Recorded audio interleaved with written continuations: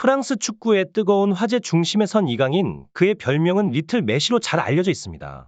이강인과 대비되는 또 하나의 주목할 만한 인물이 있는데 그는 바로 음바페의 후계자로 불리는 프랑스 국적의 스살 브래들리 바르콜락입니다.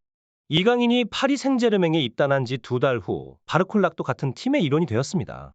그의 이적료는 640억 원에 달해 이강인보다 훨씬 높은 금액이었죠. 하지만 이 높은 이적료에도 불구하고 바르콜락의 활약은 기대에 못 미치고 있다는 혹평을 받고 있습니다. 특히 이강인과의 1대1 무승부로 마무리된 경기에서는 그의 독특한 움직임이 눈에 띄었습니다.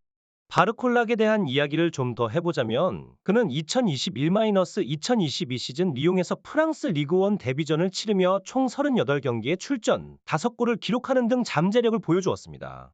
또한 프랑스 21세 이하 대표팀에서도 활약하며 2골을 넣었고 이 때문에 유럽의 명문 클럽들이 그에게 큰 관심을 보였습니다.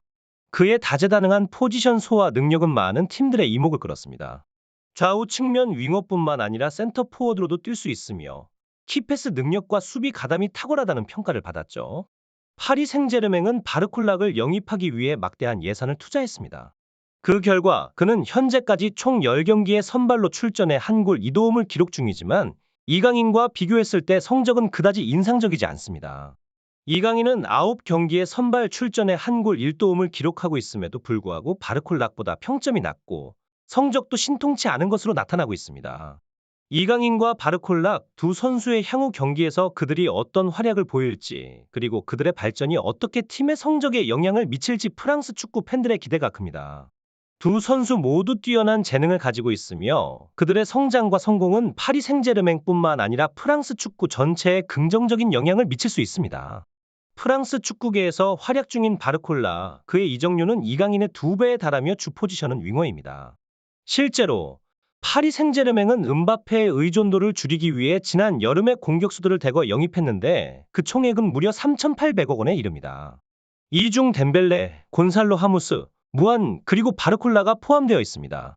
하지만 이들의 활약은 기대에 못 미치고 있어 공격진의 세대 교체는 아직 이루어지지 않았습니다. 무안과 하우스는 득점을 기록하고 있는 반면 덴벨레와 바르콜라는 아직까지 득점력이 부족한 상황입니다. 특히 바르콜라는 이전 팀에서 여러 포지션을 소화할 수 있고 패스 능력이 뛰어나다는 평가를 받았음에도 불구하고 이강인에게 밀려 주목받지 못하고 있습니다. 이강인의 다재다능한 수비 능력과 어떤 상황에서도 완벽한 패스를 제공하는 능력이 바르콜라를 더욱 어려운 위치에 놓이게 한 것 같습니다. 음바페와 이강인의 조화로운 호흡도 눈부신데 최근 덴벨레와 바르콜라는 연합 전선을 구축하는 듯한 모습을 보여주었습니다. 리옹과의 경기에서 이강인이 좌측 메잘라로 바르콜라가 왼쪽 윙으로 투입되어 둘이 호흡을 맞추었습니다. 이강인의 능력은 여전히 뛰어났습니다. 바르콜라와의 원투 패스와 전진 패스는 경기의 흐름을 바꾸는 중요한 요소였죠. 덴벨레에게도 마찬가지였습니다. 전반 21분의 역습 기회에서 이강인은 덴벨레에게 완벽한 패스를 제공했으나 덴벨레의 실수로 득점은 이루어지지 않았습니다. 그럼에도 불구하고 이강인은 전반 41분 중앙에서 날카로운 침투 패스를 성공시켰습니다. 그러나 바르콜라의 태도는 달랐습니다. 그는 몇 차례나 이강인에게 패스하지 않고 무리한 드리블을 시도하는 모습이 포착되었습니다. 이는 팀워크의 약간의 긴장감을 불러일으키는 부분이었죠.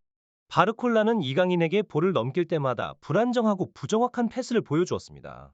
그의 패스는 너무 빨랐거나 중간에 상대 팀에게 가로채이는 등의 문제점을 노출했죠. 바르콜라는 평소 수준급의 패스 능력을 갖춘 선수로 평가받지만 이강인에게만 볼을 넘길 때는 퀄리티가 현저히 떨어졌습니다. 그럼에도 불구하고 자신이 골을 넣는 데에도 성공하지 못했습니다. 이런 상황을 지켜보던 루이스 엘리케이 감독은 후반 22분에 바르콜라와 우가르테를 교체하고 랑단 콜로 무아이와 아슈라프 하키미를 투입했습니다. 이는 바르콜라의 이기적인 플레이와 심리를 파악하고 즉각적으로 대응한 결정이었죠. 반면 이강인은 경기 내내 좋은 활약을 보이며 풀타임을 소화했습니다.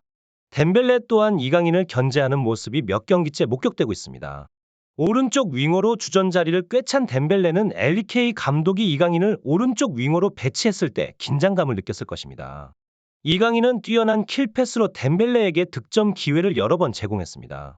프랑스 국적의 두 선수인 덴벨레와 바르콜라는 이강인의 활약에도 불구하고 그를 조직적으로 외면하고 있는데 이는 엘리케이 감독의 눈밖에 나는 것은 시간 문제일 것입니다. 이런 근시안적인 행동은 팀 전체에 악영향을 미칠 수 있습니다. 또한 프랑스 언론의 태도도 놀라울 정도입니다. 이강인에게 찬사를 아끼지 않던 언론이 최근에는 그에 대한 박한 평가를 내놓고 있습니다. 파리 생제르맹의 연속 무승부와 답답한 플레이의 원인을 부진한 프랑스 선수들로 지목하려는 것 같아 보이지만 실제로는 이강인에게 혹평을 하며 시선을 돌리려는 것으로 보입니다. 이강인의 최근 경기 플레이는 객관적으로 볼 때 결코 나쁘지 않았습니다. 그럼에도 불구하고 프랑스 언론은 그에 대해 혹평을 아끼지 않았죠. 예를 들어 낭트와의 경기에서 결승골을 돕는 송곳 프리킥을 성공시켰음에도 불구하고 비판의 목소리가 높았습니다. 프랑스 축구 해설가 피에르 메느스는 이강인의 전진 패스 능력에 대해 비판적인 의견을 내놓았고 구미 프랑스는 그에게 평점 5점을 부여했습니다. 그들은 이강인이 간헐적으로 좋은 패스와 공 소유 능력을 보여줬지만 잘못된 패스 선택과 공을 잃는 실수를 지적했습니다.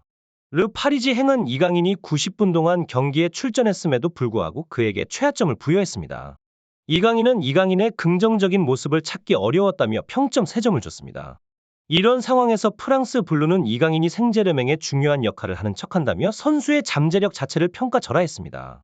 반면 교체된 바르콜라나 득점 기회를 날린 덴벨레에게는 이강인보다 높은 점수를 부여하며 감싸는 모습이었습니다. 하지만 프랑스 언론과는 다르게 다른 매체들은 이강인의 성과에 대해 훨씬 더 객관적인 평가를 내렸습니다. 축구 통계 매체 품목은 이강인에게 평점 7.0을 줬고 소파스코어와 후스코어드닷컴도 비슷한 점수를 매겼습니다.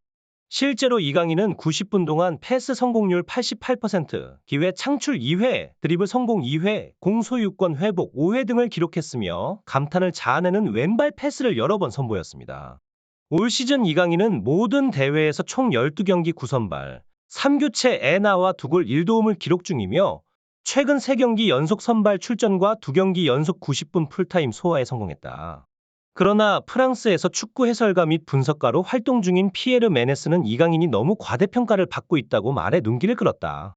그는 과거 프랑스 유력지 레퀴프에서 재직했으며 유럽 전역의 축구 경기를 분석하는 카날 풋볼 클럽에서 패널로 활동한 바 있다. 매체에 따르면 그는 자신의 유튜브 채널을 통해 난 항상 이강인이 가볍다고 말해왔다. 그가 이에서 3개의 아름다운 골을 넣었지만 난 이강인이 가볍다고 생각한다라고 주장했다. 이어 무엇보다 이강인은 개성이 별로 없다. 측면 드리블을 많이 하고 전진 패스 능력이 부족하는 점을 발견했다라며 브레스트전에서 킬리안 음바페한테 멋진 패스를 전달했지만 이것만으론 충분하지 않다. PSG가 공격형 미드필더한테 요구하는 수준은 아니다라고 덧붙였다.